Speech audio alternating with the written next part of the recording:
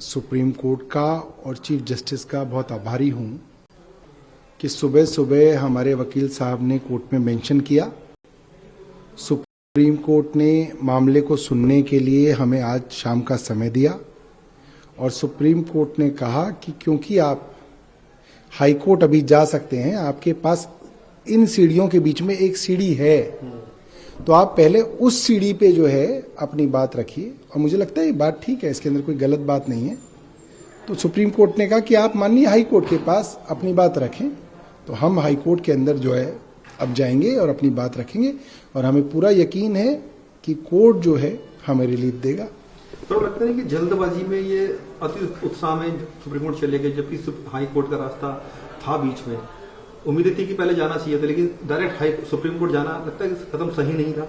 देखिए, हमारे तो उप मुख्यमंत्री जेल में हैं, कोई क्रिमिनल, कोई जेब कतरा, कोई स्मगलर, वो कोई ना है जेल में। 18 विभाग रखने वाले दिल्ली के उप मुख्यमंत्री जेल में हैं। हम तो हर जगह अर्जी लगाएंगे, हम तो सबसे ऊपर भगवान के यहां भी अर्जी लगाएंगे। हम ये नहीं सोचेंगे कि नहीं पहले लोअर कोर्ट चले जाएं, हाई कोर्ट चले जाएं। हम तो सबसे ऊपर भगवान के आगे अर्जी लगा रहे हैं रात से कि भगवान कुछ करे। तो इसमें कोई दिक्कत नहीं है और सुप्रीम कोर्ट ने जो कहा है वो हम करेंगे। तो क्या आम आदमी पार्टी भगवान भरोसे है? देखिए, पूरी दुनिया भगवान भरोसे है और ये जो मान ले वही उसी का कल्याण है जल्द से जल्द। जो नहीं मानता उसको नहीं पता चलता। उम्मीद है हाई कोर्ट से कुछ राहत मिलेगी? बिल्कुल उम्मीद है, हाई कोर्ट से उम्मीद है, ईश्वर से भी उम्मीद है। माननीय सर्वोच्च न्यायालय ने आम आदमी पार्टी को आईना दिखाया है। उन्होंने बताया है कि जिस कोर्ट में मुकदमा चल रहा है वहीं जाइए और वहीं आपकी सुनवाई होगी। लेकिन मैं एक सवाल पूछना चाहता हूं कि आखिर इसकी ज़रूरत क्या थी?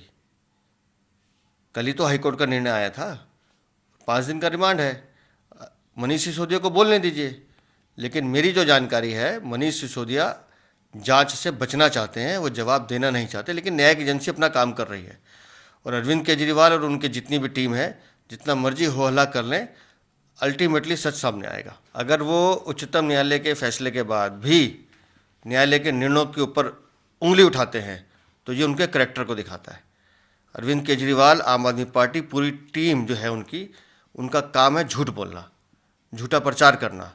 लेकिन शराब का घोटाला, दिल्ली के युवाओं को नशे में डुबोने का जो काम अरविंद केजरीवाल और उसकी पार्टी कर रही थी, लेकिन अब इस घोटाले से वो बच नहीं पाएंगे और निस्संदेह न्यायालय अपना काम करेगा, न्यायिक एजेंसी अपना काम कर रही है। लोकतंत्र में प्रदर्शन करना सबका अधिकार है, लेकिन वो क्या आरोप लगाएंगे, क्या नहीं लगाएंगे, संभावनाओं पे क्या जवाब देना। लेकिन सबको मालूम है, दिल्ली की जनता का बच्चा बच्चा कह रहा है कि स्कूलों के पास, मंदिरों के पास शराब के ठेके खोलने की ज़रूरत क्या थी? कमीशन 2% से 12% करने की ज़रूरत क्या थी? दलाली का पैसा किसके पास जा रहा था? इतने सारे मोबाइल फ़ोन तोड़ने की ज़रूरत क्या थी? तो ये सब बातें तो मनीष सिसोदिया को बतानी पड़ेंगी। सुप्रीम कोर्ट ने बोला कि गो टू हाई, ये कॉन्सिक्वेंसेस इसके बैठेंगे। वो माननीय न्यायालय का निर्णय है, उनको मानना ही चाहिए, मानना भी पड़ेगा। मैं समझता हूं कि सुप्रीम कोर्ट ने बिल्कुल सही निर्णय लिया है और जो भी लोग मनीष सिसोदिया से जरा सी भी हमदर्दी रख रहे हैं, उन सभी लोगों से मैं कहना चाहता हूं कि वो इस बात को समझ लें कि ये सीधे के सीधे ओपन एंड शट भ्रष्टाचार का मामला है और ये बहुत बड़ा दिल्ली के अंदर शराब का, लिकर का स्कैम हुआ है। इसको उस तरीके से देखना चाहिए। हम लोगों को ये बताना चाहते हैं, केजरीवाल और आम आदमी पार्टी ये कह रहे हैं कि इनके साथ में बहुत बेइंसाफी हो रही है। क्या बेइंसाफी हो रही है इनके साथ में? इन्होंने खुद ने 4 सितंबर 2020 को मनीष सिसोदिया ने, इनकी सरकार ने एक कमेटी बनाई कि कमेटी बताए कि एक्साइज पॉलिसी में क्या चेंज होने चाहिए। कमेटी ने जो रिपोर्ट दी, ठीक उसका उल्टा कर दिया कि ताकि भ्रष्टाचार हो सके। कमेटी ने ये कहा कि आप होलसेल की, जो भी इसकी होलसेल का ट्रेड है, उसको सरकार अपने हाथ में ले ले, जैसे कर्नाटक के अंदर होता है। इन्होंने उसकी जगह होलसेल का सरकार अपने पास में ले ले, इसकी जगह 6% पहले कमीशन होता था, उसको बढ़ा करके 12% कमीशन कर दिया। और ये पूरी तरीके से एस्टैब्लिश हो चुका है कि उस 12% के अंदर 6% वापस इन लोगों ने ले लिया। तो जब करप्शन इन्होंने किया, 6% होलसेल को बढ़ा करके कमीशन को 12% कर दिया, इनकी अपनी ही द्वारा कमेटी बनाई हुई कमेटी ने कहा कि इसको निजीकरण मत करिए, इसको सरकार के खुद के अपने हाथ में लेना चाहिए। तो ये करप्शन नहीं है तो क्या है? और वो पैसा कम से कम 100 करोड़ का मनी ट्रेल मिल गया, जो कि पैसा इन्होंने गोवा के चुनाव में कांग्रेस के खिलाफ में लड़ा। तो जो कांग्रेस के तमाम नेता हैं, मैं उनसे बताना चाहूंगा कि ये पैसा कांग्रेस के खिलाफ में आम आदमी पार्टी ने इस्तेमाल किया, इस चीज को समझें।